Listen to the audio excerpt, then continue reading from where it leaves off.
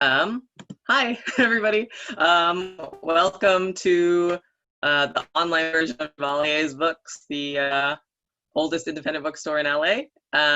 We are so pleased to have Gail Tsukiyama here today. This is so exciting. Like I finished this book a few days ago, and it's so great. And it's like uh, just this awesome historical fiction. And it's just like it's about family and love and like found family and like trauma and healing and just like everything that like makes up life. Like yeah, so like it's like what you want in a book. It's like it shows you what people's lives are. It's I don't know, it's beautiful and like so rich. And so I'm so excited. Yeah, so but a little intro. Gail was born in San Francisco, California. Chinese mother from Hong Kong and a Japanese father from Hawaii. And oh, my internet connection is unstable. I think you see. Okay, she is the best-selling author of Women in Silk, The Samurai's Garden, and several other novels, which I'll link to, as well as the recipient of the Academy of American Poets Award and the Penn Oakland Josephine Miles Literary Award. She is a novelist, a poet, a book reviewer at the San Francisco Chronicle and Ms. Magazine, and the executive director of Waterbridge Outreach. She divides her time between El Cerrito and Napa Valley, California. And so I have an opening question, sort of to like just open up the conversation. And I was just like, what was your process choosing this setting, researching it? Like, why did you choose this specific time and place this time? Well, I mean, every book comes in a very different way. And it's always, I really believe in my process has a lot to do with a kind of curiosity. All the books that I've written, it was because I was curious about some topic or some matter. The sumo in Street of a Thousand Blossoms, the silk girl silk workers and the women of the silk. And with this particular book, I was interested in how Hawaii became the Hawaii it is that we know and visit today. How did all the cultures blend together to become what has made our modern day Hawaii? Because I think when you think about it, it's one of the few places that is really a blending of cultures, that has Chinese and Japanese and Puerto Rican and Portuguese. And it all happened because of the silk plantations. And so as I started to research, which is one of the ways I tend to begin, is I start researching an area when I know that I want to write about a certain place or characters or theme or whatever. And I began researching Hawaii, and I realized that when I started thinking, well, how did Hawaii become this blended society? I went back in time and realized it was because of the immigration, because of the pineapple and the sugar plantations in the late 1800s, mid to late 1800s. And they started trying to bring in, how do I say, lower cost workers from other countries. And that's why the influx of the Chinese and the Japanese and the Puerto Ricans and the Portuguese and the Spanish all came to work in the different islands of Hawaii at that time. So that was the beginning of it all. I said, I get it now. I see how culturally Hawaii has become what it is now. When you go there, it's, you're in Hawaii. I don't know if you've been in Hawaii, to Hawaii. No? I have not. I have not. Okay, well, if you go there are certain aspects that right away that you're there. It's, first of all, the humidity. Second of all, it's the scent. It's the scent of the tropical flowers. It hits you immediately. So there was just so much to work with the book in terms of that, to be able to use that all, to bring in texture in the story itself. So then from there, I thought, well, let's say we have somebody who comes from Japan. My mother is Chinese from Hong Kong, and my father was Japanese from Hawaii. So I actually didn't grow up knowing a lot about my Japanese culture. I grew up in the Chinese culture and the Cantonese culture because she was from Hong Kong. So I think that I've been incredibly lucky because I've had this chance to write these books in which I could explore both sides of my culture. And I've written 7 books and, well, 8 now, but 7 books that kind of flip-flopped back to both sides of my culture, set in China and set in Japan. And in the Chinese books, I knew the culture, and the stories were mine in terms of fictional. But with the books that I had written about Japan, it was for me to learn about what it meant to be Japanese. Because I didn't grow up knowing that. You know, I grew up having all the Chinese culture. We celebrated Chinese New Year's, you know, Moon Festival, all the things that you did when you grow up Chinese. But I didn't grow up, you know, learning about a lot of the Japanese culture. And in my second book, The Samurai's Garden, is when I finally had this chance, this opportunity to immerse myself in the culture and learn about what it meant to be Japanese. And so 7 books on, I thought, what should I write next? And there was an interval. I mean, there's been an interval between my 7th book and this book. And it was because I wanted to take a break. I wanted to do some nonprofit work. I wanted to give back a little. And I thought, now's the time. But, you know, once you're a writer, you're a writer. You can't stop. And I thought about what I wanted to write about next. And I thought, part of my culture that I've never really addressed and never really written about was the Hawaii side. And my father grew up in Hawaii, and we had gone to visit relatives in Hawaii growing up as kids, but he was very much the kind of Hawaiian guy, you know, surfing and body surfing. And he taught my brother and I to swim and body surf, and eat sushi on the beach, you know, all the Hawaiian things. But I never had an idea beyond that. And I wanted to actually kind of dive into it. So I think that so much of being a writer is that initial curiosity, not only about place for me, because place is very important. I always felt that, you know, where you came from makes you who you are. So even going back in time, how did our ancestors get here? How did we become who we are now? How did I become here in the Bay Area, San Francisco Bay Area? And where did my ancestors travel to get me here? And I think that was my initial thought when I began to write.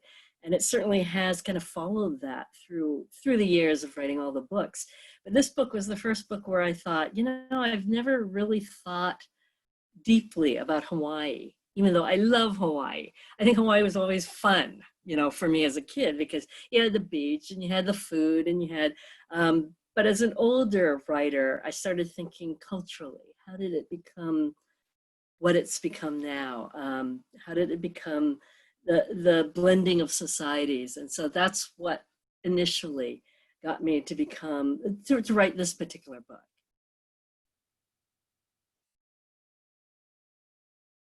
Are we there?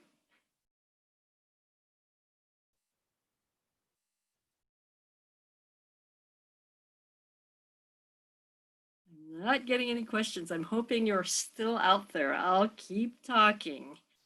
Oh, I'm so sorry. I connected for a second. Can you hear me? Yeah, I can hear you now. I can't see you.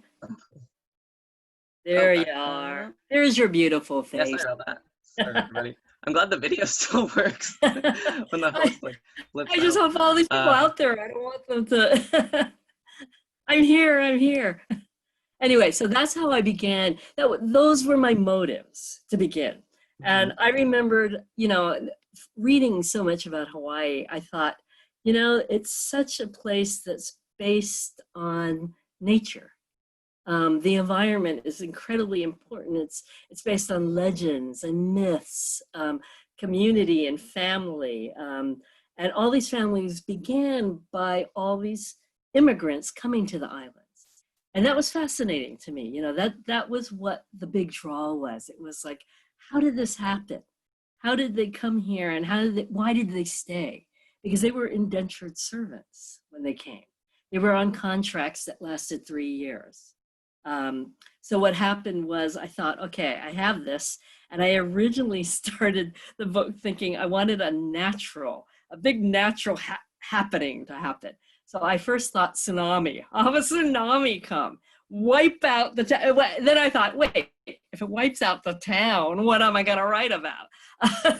And so, the process of writing is like one step forward, two steps back. You're always like taking a step forward and then thinking, this doesn't work. I'm going to take two steps back now. And then I began to research again. And this is the beauty of when you write quote unquote historical, because I don't really feel that I write historically, even though I do, but because I've always thought that if I can make the reader feel that they were there, that they understood the time and place, that everything that happens in terms of the characters is basic human traits, love and loss and jealousy and whatever else happens. So it was always my goal to make the reader feel that they were in the place. And I did that. And I had the luxury of writing about Hawaii, which in a way is so easy because it's so lush in terms of environment.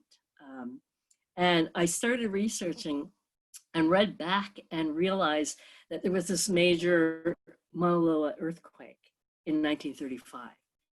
And it lasted exactly 6 weeks. And during that time, the town was afraid that it was actually going to come down and destroy the entire Hilo town. And then of course, with the writer's mind, you're thinking, so what happened? And who was there? And how can I turn this into a storyline, but talk about certain things that I was interested in, which was community. How does a community begin and stay and grow and help each other? So I think those were the thoughts I had when I began the book. And when I decided that Mauna Loa was going to erupt as soon as Daniel comes back into town. And it's basically the story of this young man who comes back to Hawaii after getting his medical degree on the mainland in Chicago, only to find that Mauna Loa is erupting and to find that the real family that he's left behind has been kind of carrying some secrets from him all these years. And I thought, what a perfect kind of setup. You have this volcano erupting. You got seismic, tremors going on, but it really is kind of emotional and interior seismic things that are happening to all these people in the community at the same time. That's actually so you really I guess centered it around this eruption. That was one thing I was wondering, because it's like a very specific set of time frame, like November, December. Well, that's a writer's ploy. It's our way. No, it's our way. It's our way to be able to handle. I mean, if you think about it, one book I had written covered 30 years, and I thought I was going to kill myself. 30 years is a long time. And I've always told writing students that if you want to write, and especially if you're writing an early novel, it's to bookend it. To have a period of time or a situation that you're writing about that makes it simpler for you as the writer, that you don't feel it's overwhelming. And I still, of course, you see that I still do it to this day. I didn't initially think that, 6 weeks, I'll just talk about 6 weeks. But as I started writing and I thought, well, how long did this eruption last? And it's that tension that you can bring with the lava flowing towards the town. At the same time, this young man is learning about secrets that were hidden from him, about his family, about his mother, about his uncle and his great love for his mother, and about the Hilo aunties who I loved writing about, by the way. I mean, those characters are amazing. Nori, well, that's another thing about writing.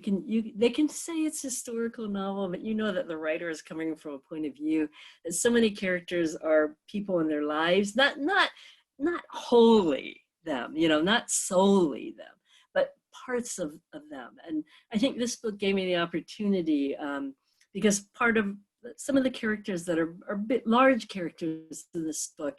And it starts out with two male characters, but in a way I feel the female characters are just as strong. You know, it's kind of this balance of who made up this community, who drove this community. And it's not just Stephen and Uncle Koji, who are the characters you see in the beginning, but it's the Hilo aunties. It's there to me, the foundation of the community. You know, they knew each other from the time they were young. They grow up, and they continue this kind of support group for each other. And I really loved writing about them because of that, and because, you know, we all have that. We all have our friends who are our support group. And it's, I think, the first time that I was really conscious of writing about that in this particular book. Oh, gotcha. That's yeah, that's very. It's interesting, like the way that you sort of, I guess, established like sort of feminine and masculine labor, I guess, like traditionally, but also like there's value in both, and I guess like there is like there are like traditional roles, and then there's also like sort of. But yeah, you know, I mean, it was the 1930s. Yeah, right? exactly. Well, and they're coming from Asia. So, for you know, sure. we had these intensely kind of, you know, old culture norms with this whole new island culture norm. And it was, I think, in a way, really distinctly divided in some ways, because you had the men who did the plantation work and all that was going on. But I think Auntie Nori, one of the characters in the book, was very much the kind of new feminist thinker. She was the one who had said to the husband, I want to open this fish market, when they didn't want to do that. You know, they were fishermen by trade, and they were happy just fishing and selling their fish. She wanted more. She said, we can open a market and make this bigger. And that market becomes the communication center for the whole town in so many ways, for the locals to go to, you know, to find information, to find what's happening, you know, within the town and outside of the town. But it's something that I saw even now when I've gone back to the islands, you know, and a little bit out of the big cities. And when you're driving around, you still find these small little markets that are so wonderful, because, you know, they have shelves with like 5 cans on them, you know, and they have this cooler with fish on them that they probably caught that morning. And it had a lot to do with the way I think of a simpler life back then, where everybody just met at this market, and they learned what they needed to learn, and they helped each other, and they worried about, you know, what was happening in terms of the eruption, what was happening in personal lives, you know, and fortunately and unfortunately, when you have a small town, everybody knows your business. Right. And I do think that, you know, they were at that time probably still segregated in the sense that the Japanese community kind of hung together, the Filipino community kind of hung together, and certainly on the plantations, they demanded that. They made it so. They made it so that that there couldn't be interrelations, because they were so afraid that if they got together, they would be able to strike. If they kept them apart, they would be weaker. You know, so I found all of that fascinating when I was writing the book itself. You know, I didn't realize that they really worked to keep the different races apart. You know, and in the 30s, it was just when the labor movement was really growing bigger, growing stronger. And they were really trying hard to squash them at that time.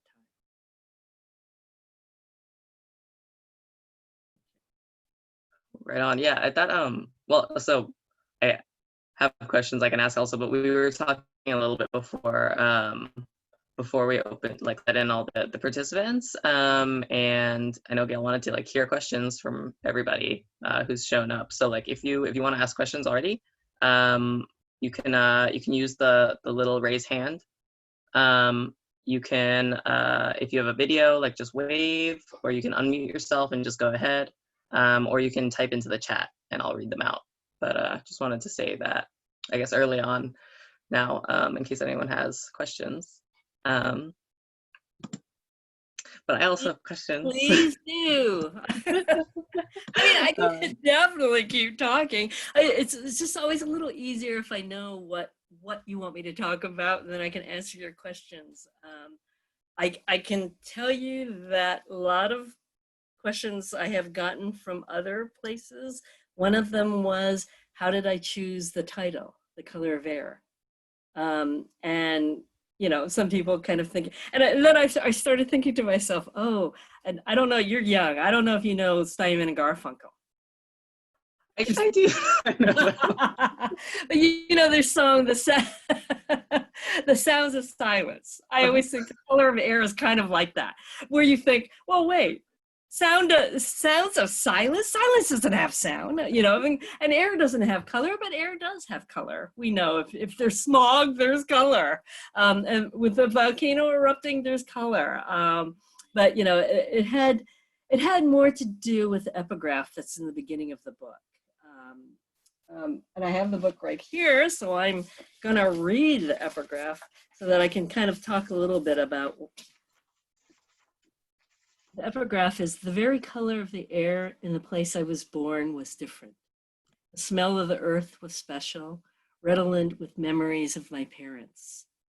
When I first came across that, I thought that's exactly how I think everybody must feel when they've immigrated or moved from one place to another. The fact that where you're born, whether you know it or not, has a lot to do with who you are. I was speaking last night, and there was a woman who said that she grew up in the South, but lives now in the Northeast in Massachusetts.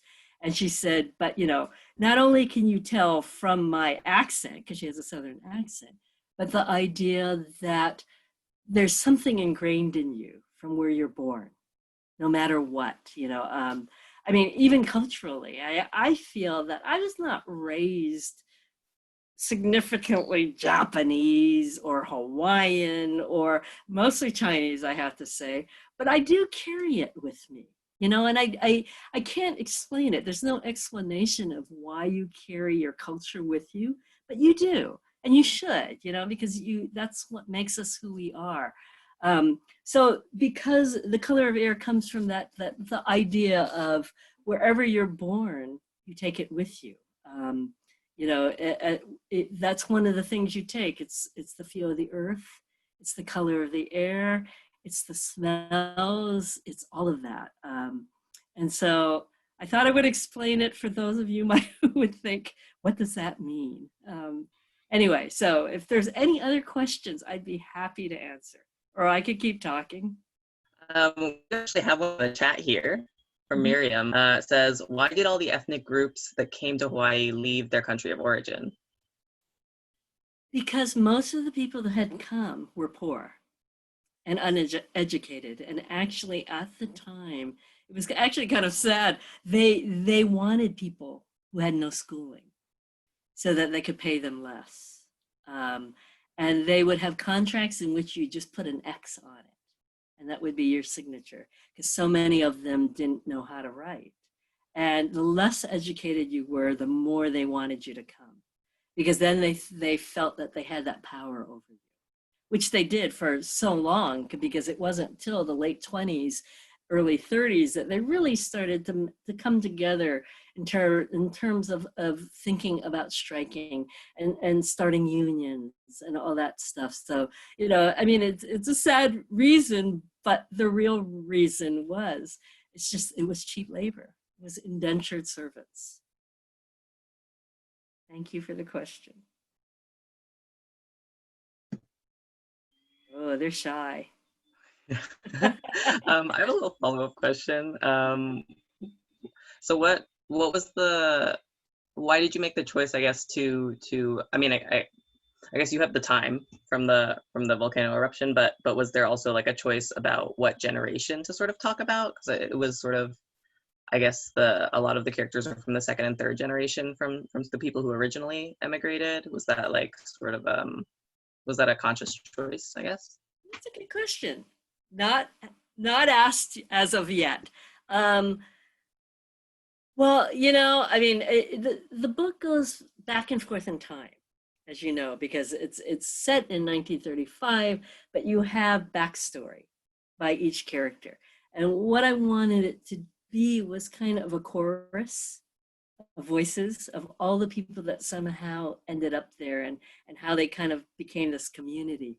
I think a lot of it has to do with, I wanted established characters by 1935. I wanted them to be ingrained in the community. And that's why when you enter the book, they're already there. They've been living there. And then you have the next generation, which is Daniel, that's coming back.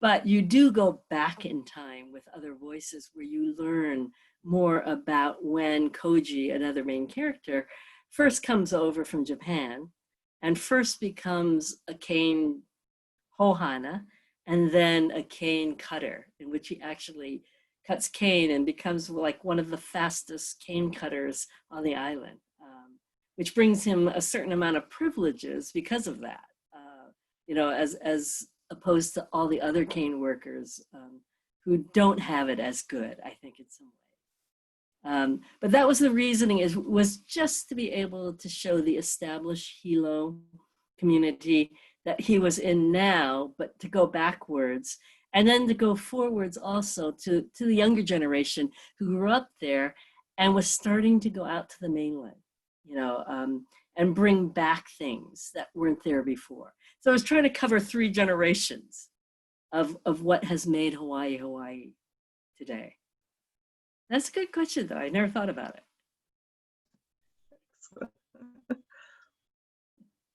Nobody else?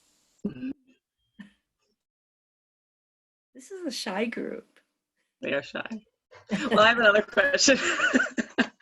I was wondering, I guess what your thoughts were on responsibility and status in, especially with respects to Koji and Daniel, because I guess they both have sort of Koji is the fastest cane cutter, and he has some privileges, but obviously he still has a really hard life. But he feels responsibility towards Razor and towards his family and towards his job. And then there's Daniel, who sort of I think one of the things I found interesting was that he's the person who goes to the US and then comes back, and he sort of uses his status to get a wheelchair for Mama, who's the oldest generation character. But I guess it's his status that gets him that, rather than his US knowledge that heals her. Well, yeah, in a way it's kind of interesting, because it's not the fact that he was in the mainland studying for 10 years and got this cherry job at the University of Chicago Medical Center. It was the fact that he was a local boy and that he knew Mama Natua. And I think that says a lot about the community in Hawaii, that it's more important that you're helping somebody in the community rather than you're a big time doctor that came back from Chicago. And I wasn't consciously trying to say that, but again, when you're writing a book, it just kind of comes. It's not where you're thinking. I remember I wrote a book, and my second book, The Samurai Garden, is used in a lot of high schools and a lot of freshman college programs. And I remember at one time I was getting all these emails from young kids, high school kids, and they would always write, and they would almost always say, do you plan the images and metaphors that you put into your books? And I said, and I was thinking to myself, you can't do that. If you did that, the book would be so stilted, because it'd be, here's my metaphor now. I'm going to write about the mango tree, or whatever it is. I think that inherently comes from some kind of weird subconscious process of writing, that it comes out in the book as you're writing it, as you find your way, that certain things kind of jump out. And a lot of that happens subconsciously as opposed to consciously. I don't think about metaphors and themes. I don't think that this is, or this person's going to die here. It has to really come when you're writing that particular chapter or scene, and it just happens. And you hear people say, "Oh, the book wrote itself." No book writes itself. Let me tell you, it's blood, sweat, and tears. What happens is that you get to a point where you know who your characters are. If you're lucky, and it might be halfway through the book before you know that. It might be 3/4 through the book before you know that. And then you've got to go back and you've got to seed and you've got to, make them stronger in certain ways. But I do remember sometimes writing and realizing this character would not do that. So I go a different direction. Or this character would really do this, because that's the kind of guy or woman he or she is. And then I would go in that direction. And that's when I think the idea of a book writing itself, it's that the characters begin to lead you down the right path, as opposed to you being totally blinded by everything, and just kind of feeling your way around. I think it's you become a little more conscious of what they would do and wouldn't do. And I think that has a lot to do with the book kind of finding its way a little easier. Nothing is simple, but a little easier is when you're at that point of writing. But unfortunately, like I said, it could be you've written the whole first draft before you realize that, or you're halfway through before you realize what the storyline is, or you're 3/4 away and you go, "Oh shit, oh, I get it now." It's those kind of things. So I mean, it's really, you don't know what's going to happen until it happens. I mean, there are writers who plot things, especially mystery writers. They have to plot because of what the plot line goes through. But I still think that there are probably times when they think, "Oh, I didn't know that character would do that," and they do it. And you have to let them do it, rather than knowing everything ahead of time, because that way the reader readers are smart. They're going to know when you kind of inject something that shouldn't be there, kind of feeling. So do you write the character, like do you write like several of the characters' chapters? Because in the book it's split up a lot. But would you write like with Mariko for a while and then? Oh no, I actually went pretty linearly on this, just because I thought that this kept the story going forward. I see we have a question, huh? It kind of came up. Yeah, from Madeline. How much time did you use for writing this book? Did you do all the research first and get started when you had all your elements together? Writing a book is kind of like a wonderful miracle for me. How many times did you go back to Hawaii for research? Here I was thinking, I'm going to write a book about Hawaii because wouldn't research be fun? A great excuse. All the books I've written so far, I mostly went after the fact. I finished the first draft before I went to visit. With this particular book, I had been to Hawaii so many times. I didn't know the big island on that side as well as I knew other islands that I had visited more. So I did go back because, and I would have normally probably not have done this, but I went back because another writer friend of mine was doing a story for the Smithsonian. And she had texted and said, "I got to go to Hawaii. I think you got to come with me because you need to research." And the reason why she said this made perfect sense. Kilauea was actually erupting at that time, and flowing. And it flowed for months. I would say 4 months. And it was my chance to actually see and to get as close as I could to an actual lava flow. And there is a scene in the book because it's based so much on what I was feeling when I saw the lava flowing. And so I did go back that one time in terms of research, and it did find its way into the book. The rest of it was like a lot of book learning. A lot of listening to interviews from from on Oahu. They have a really good archival there where you can just listen to a lot of interviews that were plantation workers at the time. So it was a bit of both, but because I had gone to Hawaii a lot as a child, I didn't run to it right away.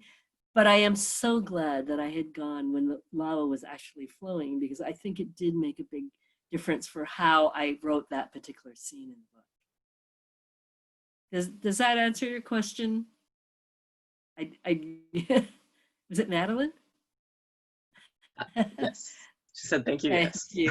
Thank you for asking a question.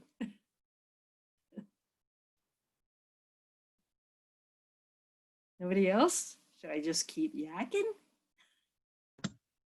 Yeah. Yeah. Of course. Well, I mean, this covers, I've run the spectrum now of my cultural abilities. I've done China, I've done Hong Kong, I've done Japan, and now I've done Hawaii. And I don't know what the next book will be about. I'm leaving it open. I'm kind of actually swaying back towards way back in time in China, but it terrifies me to even think of it. Because when I first started writing, I remember thinking to myself, I will never write about feudal China. That's way too back in the dynasties. Nobody wants to hear about that. Lisa C has written back in time, and I thought, I can't handle that. I have to be 1900 and forward, somehow.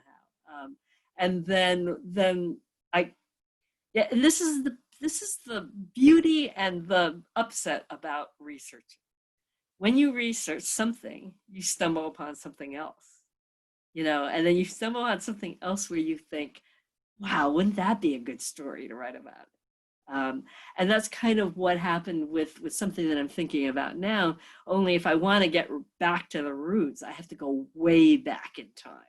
And I'm a little bit apprehensive about that. So we'll have to see if it happens or not. And if it does, I'll come back and say, oh God, I did it. That would be a great continuation. So you're like in the research stage. Yeah, but I mean, the beauty of research is that, I mean, you think you're researching about something and you kind of fall over so many other different things that you want to write about.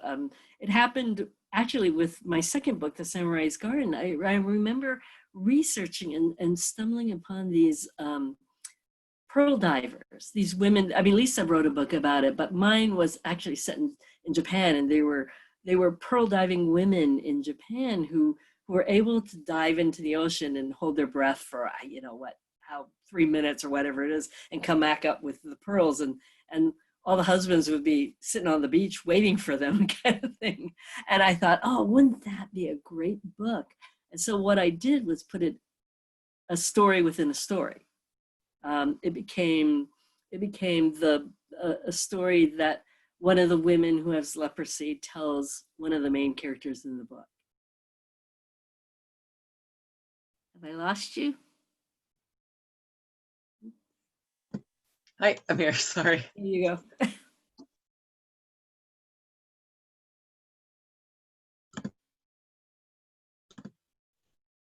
So you're talking about the pearl divers? Did I miss it? Yeah, I was just saying that they were the impetus that I wanted to write about, and it turned out that I used them within the book. Just a little story about a pearl diver. But that's what happens when you're researching. That so much of the time you're researching and you stumble upon something else, and it's totally different from the book you're writing, and you want to just trash that book and start writing another book, but you can't. We have another question. Mm-hmm. Do you live in the San Francisco area because you have all the different cultures closest together here in the States?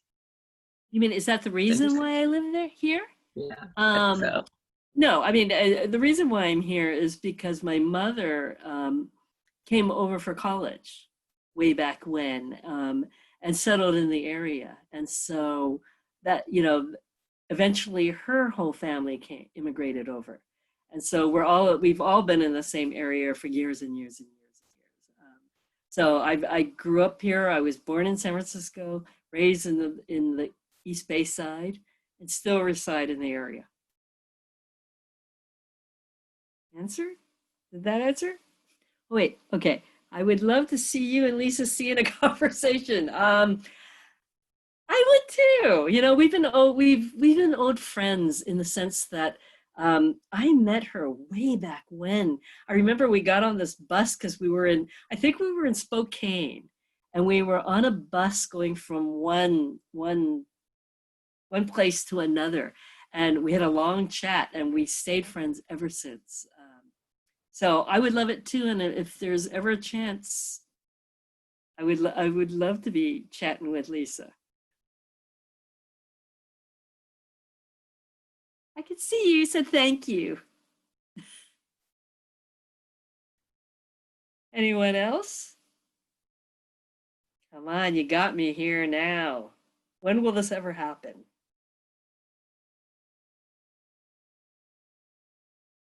No?